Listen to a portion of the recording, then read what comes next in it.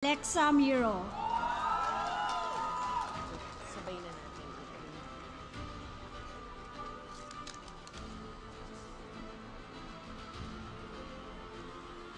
And the winner is Seth Fedelin for My Future You.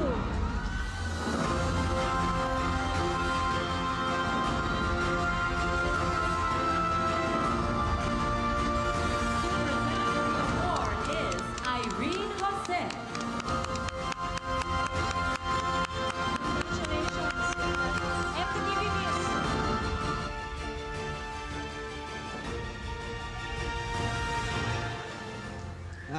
Yun po, magandang gabi po sa inyong lahat. Grabe. Meron po ako narinig na nagsabi sa akin nung bago ako mag-artista. Anong gusto mo? Maging artista, maging aktor? Ang sagot ko, artista. Pero may pinagkaiba pala siya. Iba ang artista sa aktor. Napakalalim po nun kung iisipin nyo. Gusto ko magpasalamat po sa lahat po ng gumabay sa akin. Unang-una po ang ABS-CBN na nagtiwala sa akin. Maraming salamat. Pamilya ko po, maraming salamat. Sa lahat po ng mga artista ngayong gabi na naging inspirasyon ko rin po. Naging gasolina ko sa bawat galaw ko sa pag-arte. At salamat sa dinanas ko sa buhay ko dahil isa yun sa mga pinanguhugutan ko at lalim ko sa buhay ko. Maraming salamat po. Hindi ko ina-expect tong award na to. At dadaling ko to hanggang sa pag-uwi ko, hanggang sa malaki na ako. At breakthrough, sa susunod, gagalingan ko pa po. Ibibigay ko yung best ko.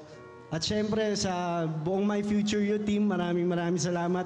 Regal Entertainment sa pagbigay sa amin ng tsansa ni Francine na tignan o subukan kung anong kaya namin i-contribute para sa pelikulang Pilipino. At yun, syempre kay Francine, sa sumuporta sa akin, maraming salamat. Nasungkit ko tong award na to, nakasama ka, and marami pa tayong gagawin. Promise yan. And yun po, maraming salamat sa lahat po ng kalahok ngayon. Napakaganda po. Sobrang proud po ako sa ika-50th anniversary po ng MMFF. Dating nanonood lang ako sa sinihan, ngayon po nandito ako sa stage. Maraming salamat po. Very sweet, Seth. Congratulations. Well, Sadie Boy, you can see the difference right here on the stage. Actor and feeling artista. Hindi totoo, Robby. Huli kong balita, pumapangalawa ka kay Papa P. Oh my, he got offended. Sabi niya, anong nangyari? I love you, Papa P. Now, our next award is...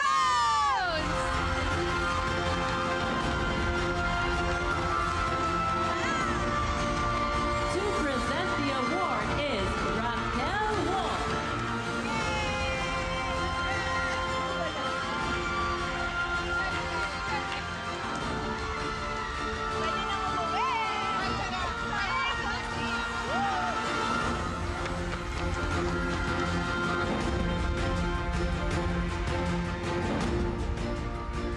To present the award is Raquel Wong.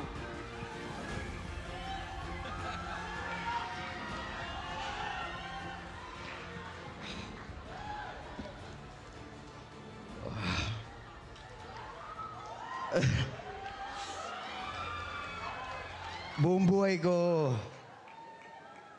lagi po ako underdog. Lagi akong talo, na-underestimate. Lagi akong binababa. Pero, noong una, nasasaktan ako, iniisip ko bakit. But then I realized na kaya pala siya nangyayari sa akin para pag dumating yung araw na ibibigay na sa akin yung kapalit nun, katulad po nito, hindi ko po iti-take for granted lahat ng yon. Kasi alam ko yung hirap na pinagdaanan ko bago ko makuha to. At hindi po yun naging madali. Kaya siguro gusto ko lang rin po sabihin to dahil alam ko na marami pong nangangarap na sumusuko na lang. Dahil nauunahan po sila ng takot, nauunahan sila ng hindi nila kaya, na pakiramdam nila walang naniniwala sa kanila. Pero naniniwala ako na basta ikaw naniniwala ka sa sarili mo na kaya mo, na mararating may pinapangarap mo, basta malinis ang intention mo, nagpupursige ka at pinipili mong maging mabuting tao sa lahat ng pagkakataon, makakamit mo ito. Kaya nais ko magpasalamat sa lahat ng mga taong naniniwala po sa akin simula una pa. Pamilya ko, magmula sa magulang ko, sa mga kapatid ko, sa aking angkan, sa mga kaibigan ko, sa mga katrabaho ko, sa aking home network GMA, ang totoo unang nagtiwala po sa akin. To my Sparkle family, maraming salamat Miss Joy Marcelo, Boss Vic, Kuya Je, and of course, sa bumubuo po ng Green Bones. Grabe. Ang dahil mo pinagdaanan ito.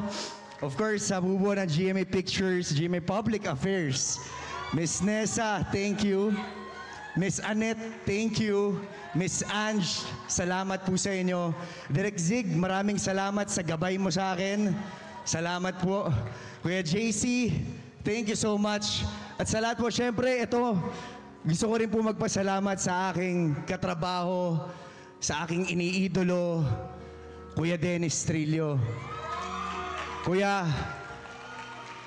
habang buhay kong dadali ng pribilehiyo na nakatrabaho kita sa isang pelikula dahil napakahusay mo at sobrang tinitingala kita at grabe, sana makuha ko lahat ng mga natutunan ko at dadaling ko yun. At syempre, nagpapasalamat din ako sa aking mentor, acting coach, Mr. J. Cruz. Dahil tinuruan mo ako na lalong mahalin ang aking ginagawa, hindi lamang sa aking pang sariling tagumpay, kundi sa tagumpay na mas nakararami. At higit po sa lahat, sa isang taong pinakamalaking inspirasyon ko, sa nagpabago sa aking buhay. Hindi ko mararating to kundi dahil sa'yo. Dahil ikaw, yung totoong naniniwala sa akin noong mga panahon na walang-wala ako. Ikaw yung nandyan, ikaw yung kinakapitan ko, ikaw yung sandigan ko. Kaya maraming salamat, mahal ko, at magkasama natin to pa rin ang lahat ng mga pangarap natin sa buhay. And of course, to MMFF, sa lahat ng bubuo na MMFF, sa lahat po na jury, maraming salamat po sa inyo. Maraming salamat po sa lahat ng sumuporta sa pelikulang Pilipino na kalahok ngayong Metro Manila Film Festival. Mabuhay po kayo lahat, mabuhay po tayong lahat. Mabuhay ang pelikulang Pilipino. Maraming salamat po sa inyo. Thank you guys.